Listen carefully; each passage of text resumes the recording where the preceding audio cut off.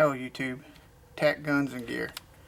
I want to do a video on 1911 barrel fit explained, because a lot of people, or it seems like a lot of people have misconceptions or misunderstandings about how this works. Let me grab a barrel and I'll show you what I'm talking about.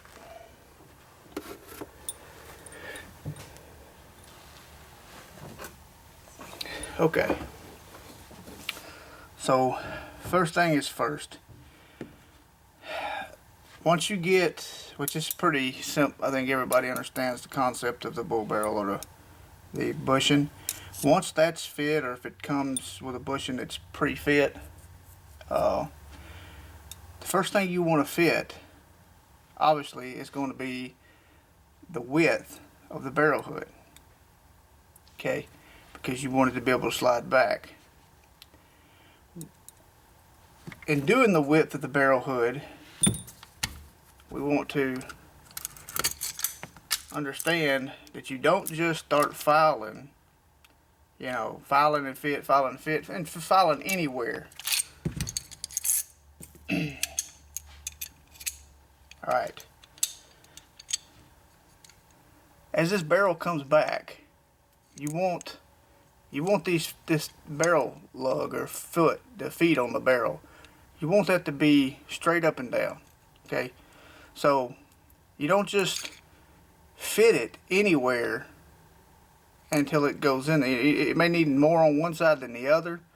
Anyway, you get it fit the way I've seen some guys doing it, and you're gonna have what ends up being like this factory coat. I mean, there's no way that's gonna shoot that great. I mean, I guess depends on what your idea of accuracy is, but you don't want that. You don't want no movement or minimum movement once that thing is locked up. So what you want to do, see if I can get this to show up, is when it's sliding back, let me get in here on this. Okay. First off, put it in the frame. Put your link pin in it and then slide the barrel forward.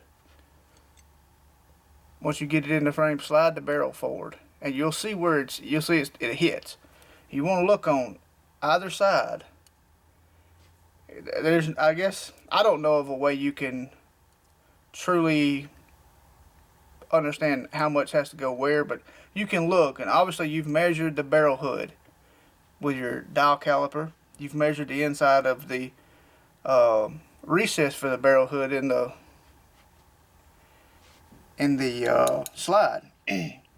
So what you want to do is, let's say it's 10 thousandths. You want to determine, is it all off of one side? Is it all off the other side? Is it equal, or is it a little bit more on this side versus this side? And then go at it that way. Take the one that's going to be, let's say, looks like it's 10 thousandths, and you think that 8 of it's going to be on this side. Then you start fitting this side. Take a measurement before you start filing. Don't just file anywhere, or just file and check, file and check. Use measurements to guide if you're going in the right direction. Okay, so you start filing on this side.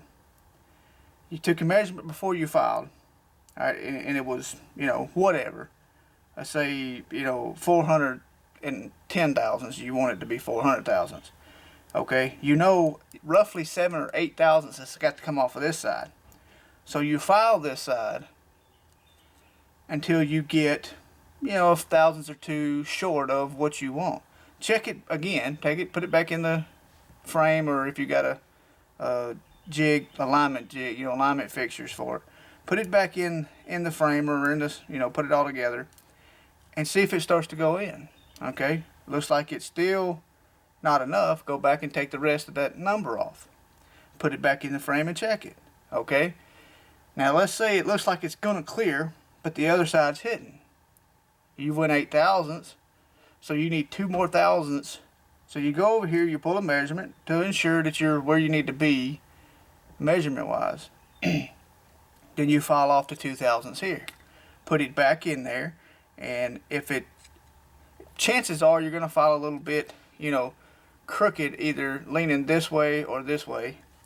And it's going to start to go, but it's going to be kind of tight. And you just close it on there by hand 2 or 3 times, and you'll get a rub mark on wherever it's hitting, either side or both sides. And then you start lightly filing that away until it will slide in there with a little bit of, not resistance, but a little bit of, you could feel a slight rub, you know, because you want it to be tight. Obviously, you don't want it, you don't want to have to push it in there. You want it to go freely, but you want to feel the friction as it goes. Okay, well, once you've got that done, comes back to, back this back out of here. Alright, so once you've got that done and the barrel comes back, now you've got to determine how much to cut off the hood so that it comes back the proper amount to engage the locking recesses. Okay, and what that's going to consist of, take this thing apart, okay, is you're going to take dial caliper or whatever you got to measure with, measuring tape. I mean, obviously if you're doing this by hand, it's not going to, you know, and it's your first one, it's not going to be probably greatly precise when you get through, but hopefully it will. You want to measure from the breech face, okay? And here's one of the things I see people doing wrong. They'll measure from the breech face to here. That's not right. If you'll look inside, let's see if I can get you in here.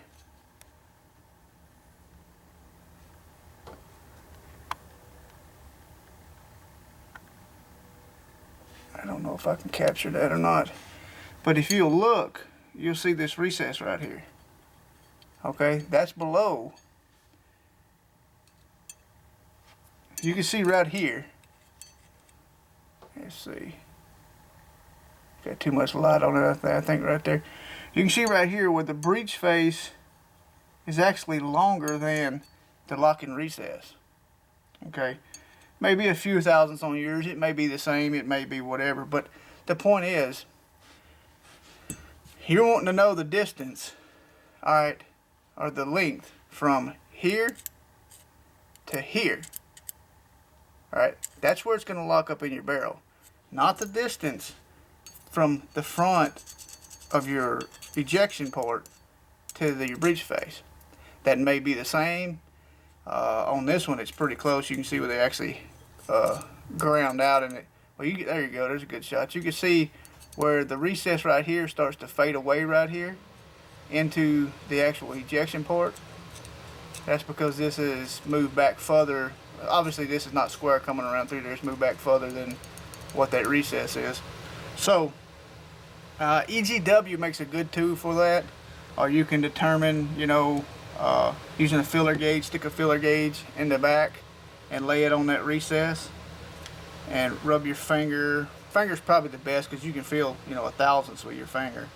Rub your finger or some kind of a straight edge back and forth till you determine that that filler gauge is the right height, the same height as this.